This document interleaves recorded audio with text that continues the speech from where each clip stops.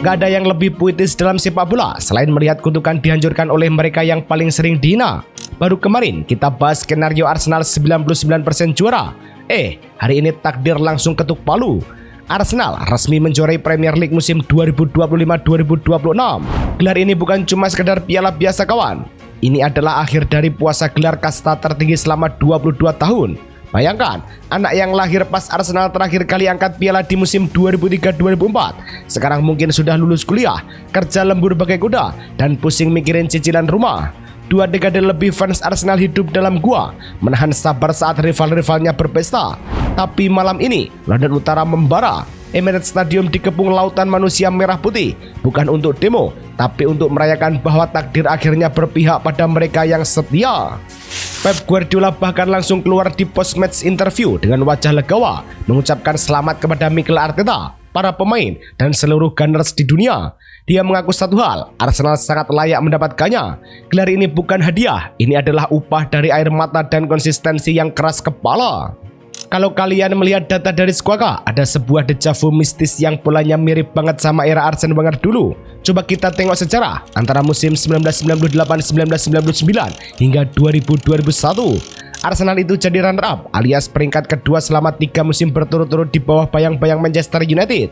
Fansnya stres, jelas, tapi apa yang terjadi di musim keempat 2001-2002?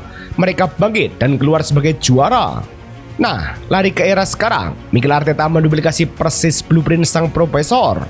Musim 2022-2023 peringkat 2, musim 2023-2024 peringkat 2, musim 2024-2025 peringkat 2, dan musim 2025-2026 Arsenal juara. Sesungguhnya bersama kesulitan ada kemudahan. Kutipan spiritual ini rasanya sangat relate buat menggambarkan perjalanan Arsenal. 3 musim berturut-turut jadi badut nomor 2 Inggris, rasanya kayak digebukin mentalnya setiap minggu. Di dunia nyata, kalau kita gagal dengan pola yang sama 3 kali, kita pasti bakal menyerah dan nyari jalan pintas. Tapi Arteta dan Arsenal membuktikan bahwa lingkaran setan itu bisa diputus kalau kita punya iman yang kuat pada proses. Mereka bertransformasi dari The Invisibles era Wenger menjadi The Inolvidables, tim yang tak terlupakan di bawah asuhan Arteta. Bagaimana tim yang tadinya hancur lebur di musim 2019-2020 saat Arteta pertama kali datang? Tanpa kompetisi Eropa, ruang ganti toksik, dan dicap klub pelawak bisa jadi penguasa Inggris. Kalimat "trust the process" sering banget dijadikan bahan meme dan lelucon oleh fans rival selama bertahun-tahun. Tapi hari ini, saya akan lawan. Mari kita bedah berapa harga nyata yang harus dibayar Arteta demi membuktikan kalimat itu. Untuk sampai ke podium juara Premier League pertamanya, Arteta harus melewati jalan sunyi sepanjang 247 pertandingan. Ini bukan perjalanan instan yang dibangun dalam semalam. Dari total laga itu, dia berhasil mengemas 148 kemenangan, ditahan imbang dalam 48 pertemuan, dan harus menelan 51 kali kekalahan pahit yang membuatnya sempat didesak untuk mundur oleh fansnya sendiri. Tapi manajemen Arsenal bergeming, mereka tetap percaya dan hasilnya sangat magis. Keberhasilan ini bahkan mencatatkan nama Mikel Arteta dalam buku sejarah emas Liga Inggris. Di usianya yang baru menginjak 44 tahun, dia resmi dinobatkan sebagai pelatih juara termuda sejak Jose Mourinho melakukannya bersama Chelsea pada tahun 2006 silam saat berusia 43 tahun. Sebuah pembuktian kelas dunia yang langsung membungkam semua kritik.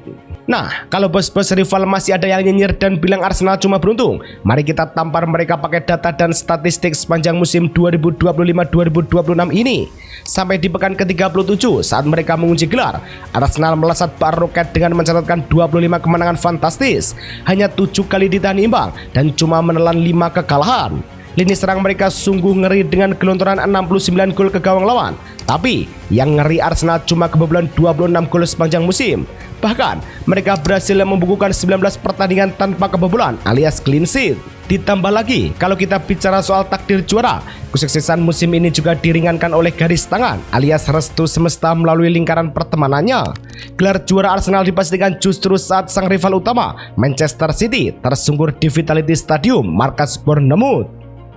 Manchester City ditahan imbang 1-1 oleh Bournemouth. Gol Junior Kropi di menit ke-39 bikin City panik setengah mati. Dan meski Erling Haaland menyamakan kedudukan di menit ke-90+5, itu sudah terlambat. City cuma bisa mentok di 78 poin dengan 1 laga tersisa. Mustahil mengejar selisih 4 poin dari Arsenal. Uniknya, ada dua sosok orang dalam yang jadi malaikat penolong Arteta untuk menjegal Manchester City di pekan-pekan krusial.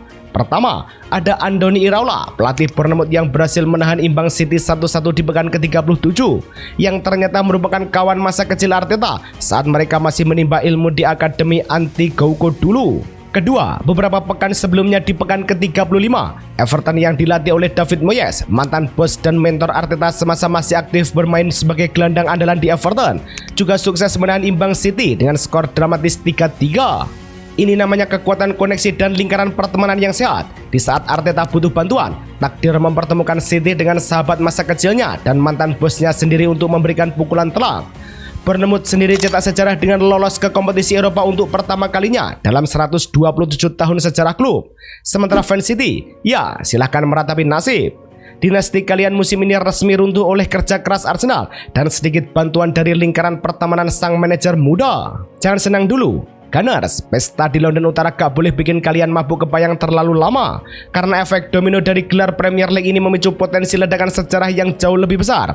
Arsenal saat ini tidak hanya berdiri sebagai Raja Inggris, mereka sedang mengetuk pintu gerbang keabadian. Tanggal 30 Mei 2026 nanti, Arsenal bakal menantang Paris Saint-Germain di final Champions League. Bayangkan skenarionya, dalam hitungan hari, klub yang dulunya jadi bahan lawakan semesta ini bisa meraih double winners historis. Juara Liga Inggris sudah di tangan, dan piala si kuping besar pertama dalam sejarah klub sudah melambai di depan mata. Jika menang melawan PSG, musim 2025-2026 resmi akan dicatat sebagai musim terbaik, terindah, dan paling agung sepanjang eksistensi Arsenal di muka bumi. Dari tim yang jangankan juara, lolos UCL aja ngos-ngosan, sekarang berpotensi mengawinkan dua trofi paling prestisius di dunia. Tapi, disinilah saya harus memberikan plot twist dan peringatan objektif. Ingat, sepak bola itu kejam. Di saat kamu merasa berada di puncak dunia, disitulah angin berhembus paling kencang. PSG bukan tim kemarin sore yang bisa dikalahkan cuma pakai modal semangat persahabatan. Mereka punya ambisi yang sama besarnya untuk memenangkan trofi UCL kedua mereka. Euforia juara Premier League yang terlalu berlebihan bisa jadi bumerang kalau skuad asuhan Mikel Arteta kehilangan fokus. Terlalu terlena dengan pesta pora di London, impian double winner ini bisa berubah jadi tragedi yang menyakitkan di Paris. Sejarah tidak mengingat mereka yang hampir sempurna, sejarah hanya mengingat mereka yang menuntaskan tugasnya sampai detik terakhir. Perjalanan Mikel Arteta dari dihujat, diragukan, sampai akhirnya menaklukkan Inggris adalah bukti nyata bahwa proses tidak akan pernah mengkhianati hasil. Untuk seluruh fans Arsenal, malam ini adalah malam kalian. Menangislah, berteriaklah, rayakanlah, karena kalian sudah membayar lunas penderitaan selama 22 tahun ini dengan kesetiaan yang luar biasa. Dari runner-up abadi, kini kalian adalah penguasa tertinggi. Tapi perjuangan belum selesai, satu langkah lagi menuju keabadian di Paris. Nah, sekarang giliran kalian yang bersuara di kolom komentar.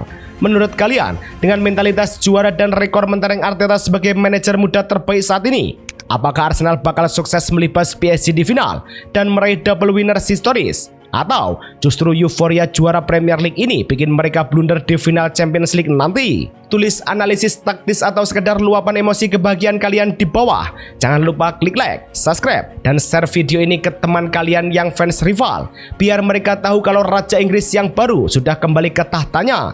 Saya pamit, sampai ketemu di video pembahasan final UCL nanti. Up the Gunners!